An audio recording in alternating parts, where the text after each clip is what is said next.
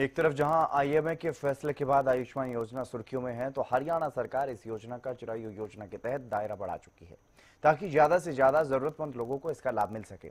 वहीं इस योजना को लेकर के विपक्ष की तरफ से फर्जीवाड़े के आरोप भी लगाए जा चुके हैं। विधानसभा के बजट सत्र में इसी साल काफी हंगामा जो है वो देखने को मिला था। आयुष्मान योजना पर क्या है पक्ष और विपक्ष का रुख, इस रिपोर्ट में आप देखिए।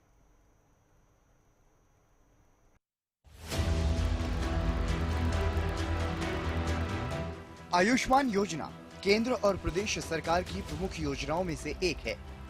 इस योजना के तहत गरीब लोगों को 5 लाख रुपए तक का इलाज मुफ्त में दिया जाता है और ये लाभ सिर्फ सरकारी अस्पतालों में ही नहीं बल्कि कई निजी अस्पतालों में भी उच्च स्तरीय सुविधाओं का लाभ लोगों को मिल पा रहा है। पीएम मोदी ने इस योजना को चुनाव प्रचार में भी बुलाया और मुफ्त उपचार की गारंटी का वादा लोगों से करते हुए नजर आए। आपको ये जो कार्ड मिला है ना, उसमें लिखा है 5 लाख रुपए तक का मुफ्त इलाज। इस देश में कभी भी किसी गरीब को 5 लाख रुपया की गारंटी किसी ने नहीं दी। ये मेरे गरीब परिवारों के लिए ये भाजपा सरकार है, ये मोदी है जो आपको 5 लाख रुपए की गारंटी का कार्ड देता है। तो वहीं हरियाणा में डबल इंजन की सरकार ने इस मामले में केंद्र सरकार से थोड़ा सा आगे बढ़कर लाभार्थियों की आय सीमा को बढ़ाया और 1,80,000 रुपए तक की आय वाले परिवारों को भी इस योजना में जोड़ने का काम किया और चिरायु योजना चलाई। साल 2022 में यह योजना प्रदेश में तत्कालीन सीएम मनोहर लाल ने शुरू की थी। ये योजना 21 नवंबर 2022 अर्थात पिछले महीने ही शुरू की गई थी, जिसके अंतर्गत मैंने उस दिन भी मानेसर से आपसे बात साझा करते हुए बताया था कि इससे पहले 2018 में आयुष्मान योजना प्रधानमंत्री जी ने सारे देश के लिए लागू की है। उसमें जो भी लाभार्थी हैं उनकी सीमा 1,20,000 रुपया वार्षिक आय ये रखी गई थी, जिनको उस समय की बीपीएल सूची कहते थे।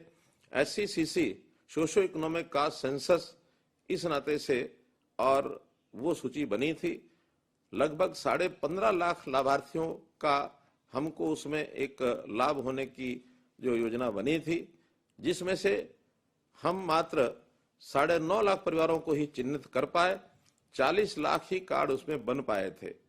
लेकिन गरीबी रेखा की जो परिभाषा है हमने उसको अलग से अपने प्रदेश के लिए किया है कि वो 1,20,000 की बजाय 1,80,000 रुपए वार्षिक आय के लोगों को ही गरीबी रेखा से नीचे माना जाएगा। ये संख्या बढ़कर लगभग 29 लाख परिवार ये हो जाती है, जो हमारी आबादी का 40% से भी ऊपर बैठता है।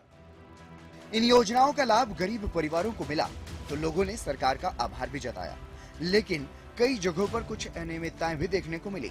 मामला इतना बढ़ गया कि हरियाणा विधानसभा में विपक्ष की तरफ से इस मामले में ध्यान आकर्षण प्रस्ताव लाया गया।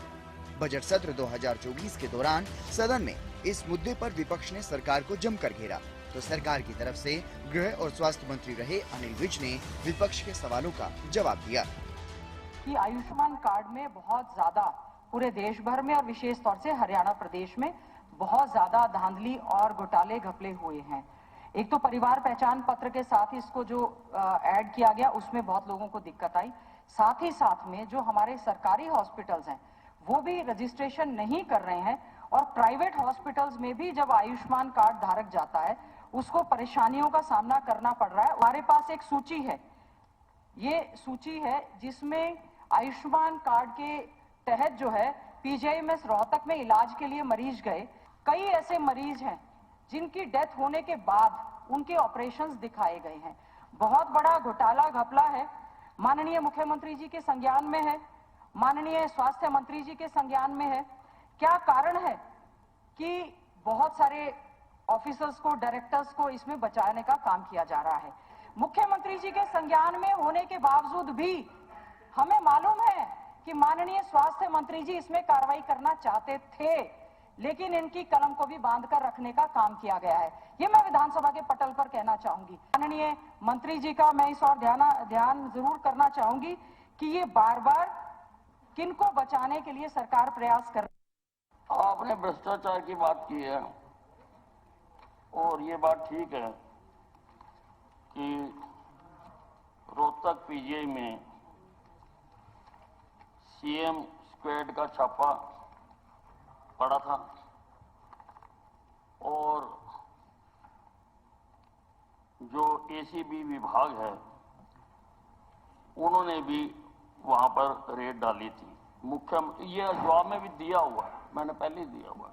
मुख्यमंत्री की फ्लाइंग स्क्वाड ने पहले ही इस मामले में जांच की थी। तब तक जांच चल रही है, तब तक तो मैं कुछ नहीं कर सकता। आप बता पाएंगे कि कब तक जांच चलती रहेगी?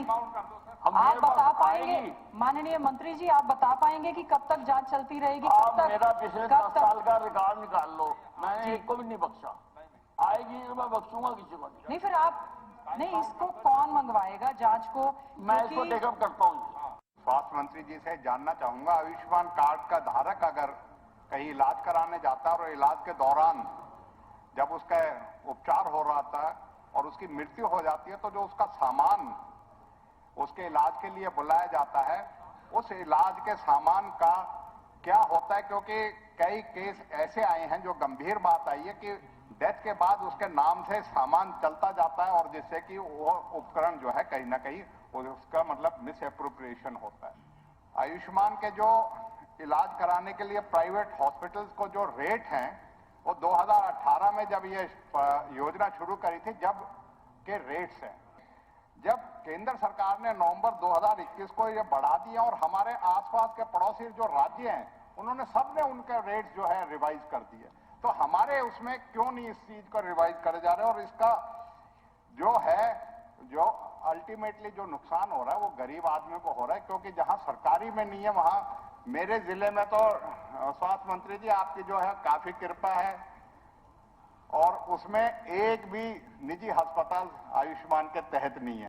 रेट्स हैं, पैनल्ड हॉस्पिटल्स जो हैं वो they are bound by the package rates. Package rate centre तय करके भेजता है।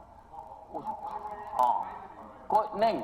नवंबर 2021 के हुए नहीं हुए, 2018 के चल रहे हैं। ये ऐसा नहीं हो सकता। ऐसा ही है जी, जब भी तो मैं कह रहा हूँ इसका जो सॉफ्टवेयर है तो वो केंद्र का है, सारे हिंदुस्तान में एक ही है। मैं आपसे कह रहा हूँ आप चेक करवा लीजिए, इसलिए जब दिक्कत है जब भी तो ये सवाल उठाया गया। जहाँ दिक्कत है आप मुझे अलग से लिख के दे देना। मैंने इसीलिए तो बड़ी लिखने क्या लिखा है आप ठीक करा दूंगा जहाँ दिक्कत है। अगर आप बता रहे हो दिक्कत ऐसा हो नहीं सकती, क्योंकि सारे पैकेज 2200 पैकेज जो है केंद्र तय करता है, उनके रेट भी केंद्र तय करता है और वो ही इसके ऊपर उनके ऊपर पाबंदी है अस्पतालों के ऊपर जो हम पैनल है। नहीं तो हम योजना बीपीएल परिवारों के लिए किसी संजीवनी से कम तो नहीं है, लेकिन अगर इन्हीं पात्र परिवारों को मुफ्त में इलाज ना मिले, अस्पताल जाने पर परेशान होना पड़े, इधर उधर भटकना पड़े, तो फिर ये योजना किस काम की? आईएमए और सरकार के बीच अगर सहमति नहीं बनती है तो इन परिवारों के लिए एक बड़ी स्वास्थ्य समस्या खड़ी हो जाएगी और गरीब परिवारों को इलाज में काफी दिक्कतों का सामना करना पड़ सकता है। Bureau report, Haryana news.